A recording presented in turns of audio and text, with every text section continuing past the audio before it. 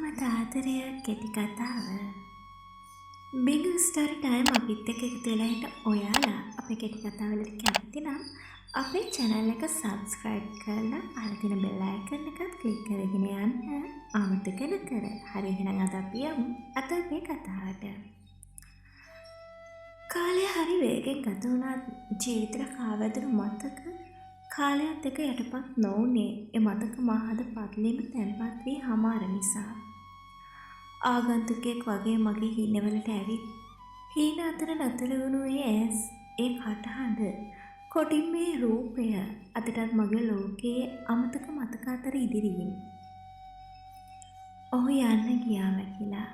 Radio එකේ යන ගීතයට සමවැදුණු මා අතීත මතක අතර අතරමං වූයේ ඒ ආදරය හදවතින්ම විඳ ගනිමින්.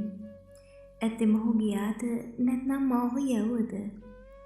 ඔහු ගයන් චතුරංග වයස අවුරුදු 23ක් වන විප්ලවකාරී චරිතයක්. යම දිහා බලන් නිගමනයකට යොමු නොවන ඔහු රැඩිකල් මතවාදියෙක්. ජව සම්පන්න දේහකට හිමිකම් කියන ඔහු එතරම් පැහැපත් නොවුනත් ඒ දියුණු ඇස් ඕනම කෙනෙකුගේ ඇස් අතරමං කරන වගනම් සහතිකයි. ඔහුගේ වචනවලට අනුව ඔහුට මම අහම්බයක්. මම සිතමින් නිසංසලා අවුරුදු 26යි. එතරම් රූමත් නොවු මා සතු දිගුවර ලෙස කෙනෙක් තුළ අවධානය ඇති කර ගැනීමට නිරතුරුව සමත් වූයේ මා රූපයට අලංකාරයක් ගෙනෙමින්. පුද්ගලික ආයතනයක පාරිභෝගික සේවකයෙකු වශයෙන් සේවය කරන මට ඔහුව මුණ ගැහුවේ සතියන්ත ඉරිද දින මා හදාරනු ලබන පරිගණක පාඨමාලාවට සහභාගී වීම නිසාවෙන්. ආදරය යන විවිධාකාර ආකාරයකට මා අත්විඳි හැඟීමක්. පාසල් ප්‍රේමයෙන් ආදරය අකර කරපු මට ආදර සම්බන්ධතා කිහිපයක් තිබුණා. ඒ හැම ආදරයක්ම මගෙන් නතර වූයේ ගැළපීම් වලට එහා ගිය නොගැලපීම් නිසා මිස මගේ වරදකින් නම් නෙවෙයි.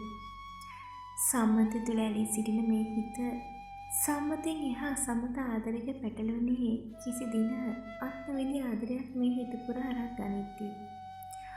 ඔව් අපේ සංස්කෘතිය හමුවේ මා වරදකාරියක්. ඒත් මේ සංස්කෘතිය එහා මම ප්‍රේමවන්තියක්. කාලයත් එක්කලා මිදුණු අපි හදවතින් එකින් එක හා බැඳෙද්දී හිත තුළ අගලු දැමූ ආදරයේ එස්සස්නේ රස විඳේ ඔහු මටද මා ඔහුටද අසම්මතයක් නිසායි.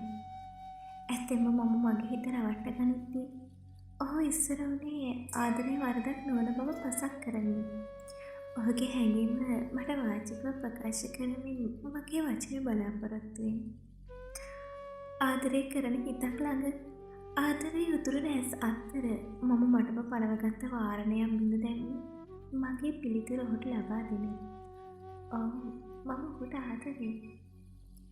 කාලයත් එක්කලා ආදරණීය ප්‍රේමතුන් වූ අපි ජීවිතයේ ඉදිරිය ගැන සැලසුම් කළේ ඔහුද රැකියාව සඳහා නියුක්ත වීමත් සමගයි. රාණ්ඩු සරවල් මැද ආදරණීයව ගලාගෙන ගිය අපේ ආදරයට කනකොකා හඬලෑවේ මගේ චතුරංගගේ කියවල් වලින් ඒක එල්ලීම අපේ සම්බන්ධතාවයට අකමැත්ත ප්‍රකාශ කරද්දී අපේ ආදරයට හදුර අපේ වයස කවදම හරි මේ දෙයට මුහුණ දෙන්න වෙන බව දැන අපි ආදරය කරේ එකිනෙකාට පුරුදු පිට. මොන ප්‍රශ්න ආවත් අපේ සම්බන්ධය නම් නවත්තන්නේ නැහැ. ඔව් අපි අරංගන කරා. චතුරංග මගේ දෙමාපියන් සමග කතා කරා. ඒත් ඒ කිසිම දෙයකින් අපේ ආදරේ ජය නොගත්තේ මම මානසිකව මෙන්ම කායිකවද පිරිහෙන්න ගත්තේ ජීවිතය තුළ අන්ත අසරණව. වෛද්‍යවරුන්ගේ නිගමනයට අනුව ගැප් ගෙල පිළිකාවකින් පසු වූ මා සතු දිගු වර ලෙස ටිකෙන් ටික අඩු වෙද්දී පිරිපොන් මගේ සිරුර බලාගෙන ඉති කුෂ වෙද්දී මගෙන් අතහැර නොගිය ඔහු අපේ පවුල් දෙකටම ආදරයේ සැබෑ අර්ථ පසක් කරේ කායිකවද දුබලුණු මගේ හිතට මානසික සහනයක් වූ ඔහුගේ ආදරය නිසා මම දිනෙන් දින සුව වෙද්දී මගේ අම්මා තාත්තා අයියා අපේ ආදරයට ආශිර්වාද කරේ ඔහුව පුතෙක් සහෝදරයෙක් විදිහට පිළිගනිමින්. මුලින් කැමති නොවුණා චතුරංගගේ පවුලේ මට කැමැත්ත ප්‍රකාශ කරේ චතුරංගගේ වැටිල්ලකට මිස වැඩි කැමැත්තකින් නම් නෙවෙයි. කාලයත් එක්ක සුවුණු මම කිසි විටක නොසිතූ ආකාරයෙන් මා ළඟින්ම හිටි මගේ හුස්ම මගේ ජීවිතයේ සදහටම දුරස් කරේ ආදරයක් නැතිකමට නම් නෙවෙයි. මම මටත් වඩා ඒ හිතට ආදරය කරපු නිසා.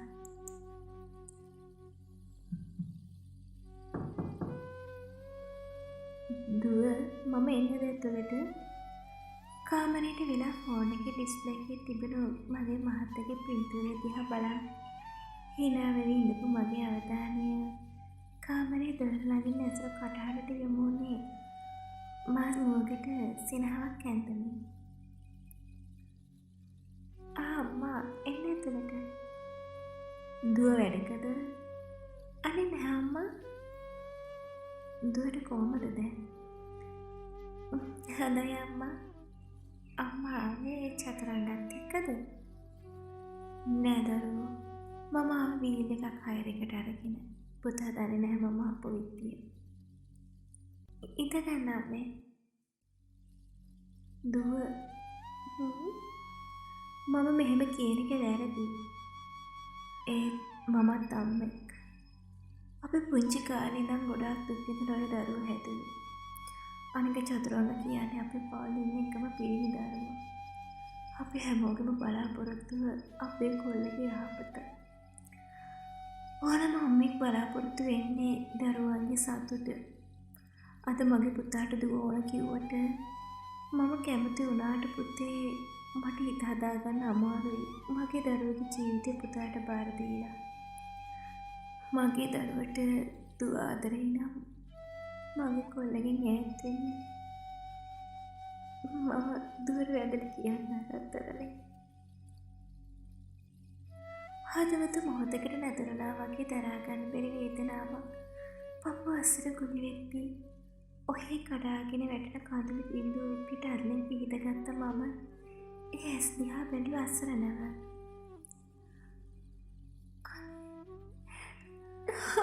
අනේ අම්මේ.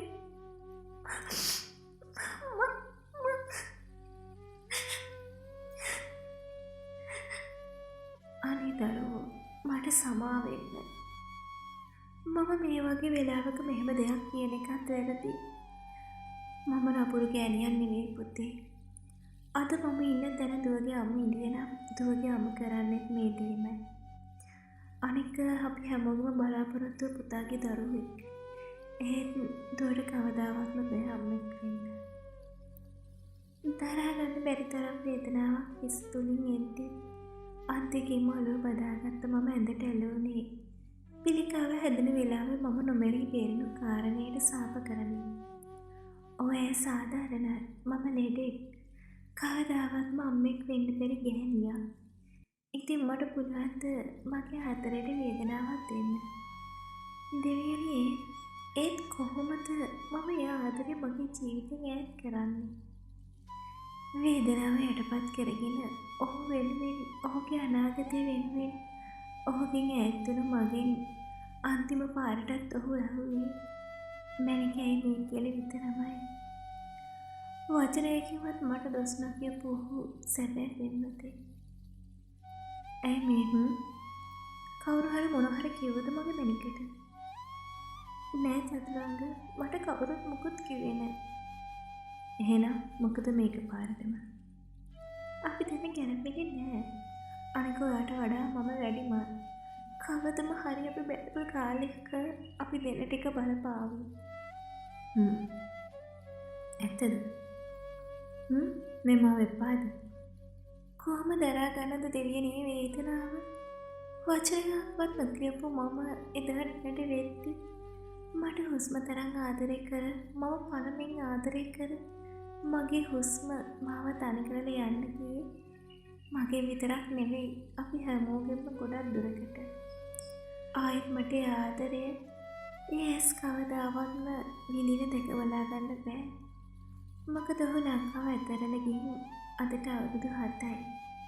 ඒත් අදට ඔහු ගැන කිසිම තොරතුරක් නැහැ. එදා වගේම ඔහු එනකම් මම මග බලාගෙන අදටත් ඒ විදියටම. මට එකම එක පාරක් මුණ ගැහෙනව නම් මගේ අසම්මත පෙම්වතා සත්තයි මම කියනවා මේ හිත හුවෙනුවෙන් තියෙන ආදරයේ තරම. ඒත් මහත්තයෝ ඒකට මට තව කල් නැහැ. ඔබ ගියාට පස්සේ ආයෙමත් මම ලෙඩ වුණා. කැන්සර් එක මුළු ශරීරේම උඩුදුවල ඉවරයි. ඩොක්ටර් අම්මට කිව්ව කාරණය මට නොකියුවට මට දැනෙනවා මගේ කාලය ආවර බව. මහත්තයෝ දැනෙනව නම් මාව අන්තිම පාරට අනිත් යන්න එන්න. මට ආසයි ඔය කම්බලෙ ඉන්න. මගේ හුස්ම යන්න පෙර. නිමි